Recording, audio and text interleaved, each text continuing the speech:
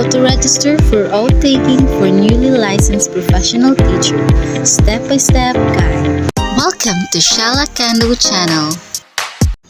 Hello guys, it's me Shala Kando and welcome to my YouTube channel where you can learn about the tips and tutorial for DepEd ranking and other educational videos. So for today's video guys, ay ipapakita ko kung paano mag-file for oath-taking gamit ang mobile phone or tablet for the newly licensed professional teacher. But first, I would like to congratulate you all for passing the board exam. So after passing the board exam guys, the first thing that you need to do to get your PRC license is to have your oath-taking first. So paano ba mag-file for oath-taking at ano-ano ang mga requirements? So if you are interested for this video, just keep on watching until the end and please don't forget to subscribe the button down below. Ayon sa Republic Act No. 7836 o Philippine Teachers Professionalization Act of 1994, kinakailangan ang lahat ng bagong guro ay manumpa bago sila opisyal na makapagsimula sa kanilang propesyon. So bago ko ipapakita kung paano mag-file for oath-taking, atin mo nang suriin kung ano ang pagkakaiba ng tatlong uri ng oath-taking. So ang una ang e-oath-taking, pangalawa ay face-to-face at ang pangatlo ay special oath-taking. Ano nga ba ang e-oath-taking? Ang electronic oath-taking ay isang online na seremonya kung saan ang mga nakapasa sa Licensure Examination for Teachers or LET ay formal na nanunumpa bilang mga guro sa pangunguna ng Professional Regulation Commission o PRC. Ginagamit ito bilang alternatibo sa traditional na face-to-face na panunumpa, lalo na sa panahon ng pandemya o kapag may logistical na limitasyon. So paano ba ito ay sinisagawa? Una is mag-register ka online, pangalawa is i-print mo yung oath form and then wait an email for 2 to 3 days before the scheduled oath for the link and procedures. So ito yung mga screenshots na nakuha ko during our online oath-taking that was in year 2021. So pandemic pa lamang yun at hindi allowed yung face-to-face na oath-taking. So ang kagandahan lang sa online oath-taking ay wala kang babayaran kahit na piso as long as you have your internet connection dahil gagamit ka ng Zoom o di kaya Microsoft Teams. So ano naman ang face-to-face oath-taking?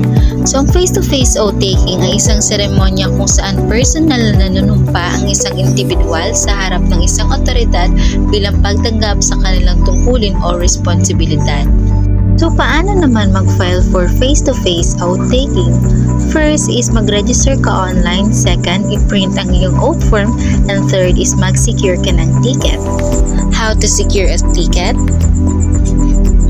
You may check the PRC's official website or their Facebook page for announcement regarding ticket sales or event details.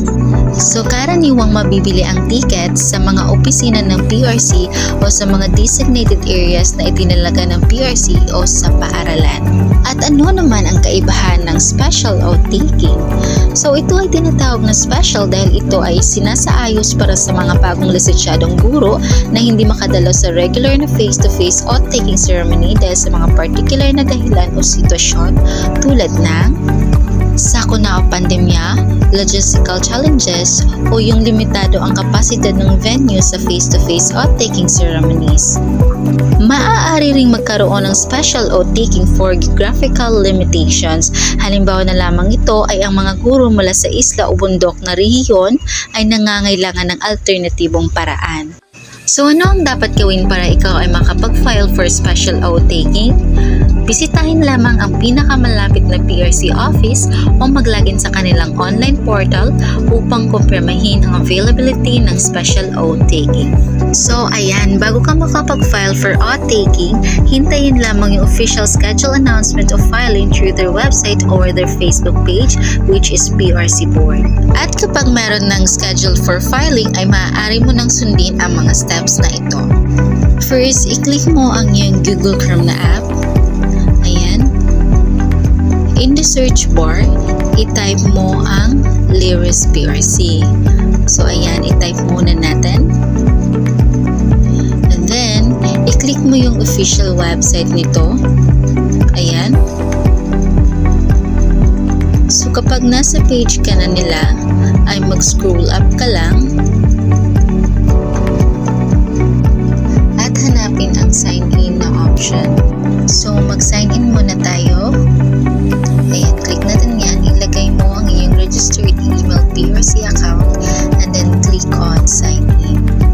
So kapag nakalagin ka na, click mo lang ang OK and then proceed. Ayan. So mag-scroll up lang tayo para makita ang select transaction. So mag-scroll up muna tayo. Scroll up hanggang sa makita mo ang select transaction. Ayan. I-click mo ang select transaction. Click mo lang ang proceed at hanapin ang oath. So, i-click natin ang oath dito. And then, kapag nag-click mo na, ay ganito ang lalabas sa ibaba. Mayroong oath type, profession, at application number. So, dito sa oath type, mayroong kang tatlong pagpipilian. Mayroong e-oath taking, face-to-face, at special oath taking. Halimbawa, pipiliin ko ang electronic oath taking.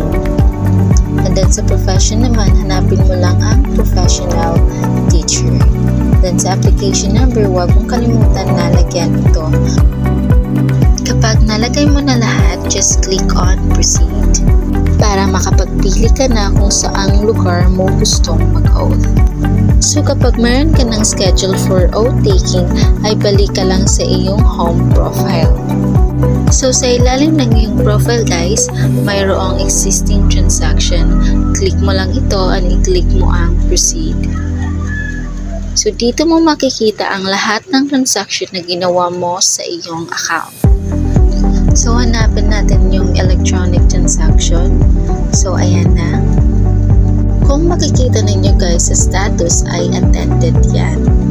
Magiging attended lang yan kapag tapos ka ng mag-oath. So kapag hindi pa ay pending pa lamang yan. Sa ilalim merong oath details at print oath form. So click mo lang ang print oath form para ma-download ito. So click natin yan. And then click mo lang ang allow. So kapag downloaded na siya, i-click mo lang ang just wants to open through WPS o kung alinmang document reader na meron ka para may guide ka during oath taking. So kapag meron ka pang mga katanungan ay i-comment mo lang dyan sa ibaba dahil susubukan natin niyang sagutin. Thank you for watching. Don't forget to like, comment, share, and subscribe.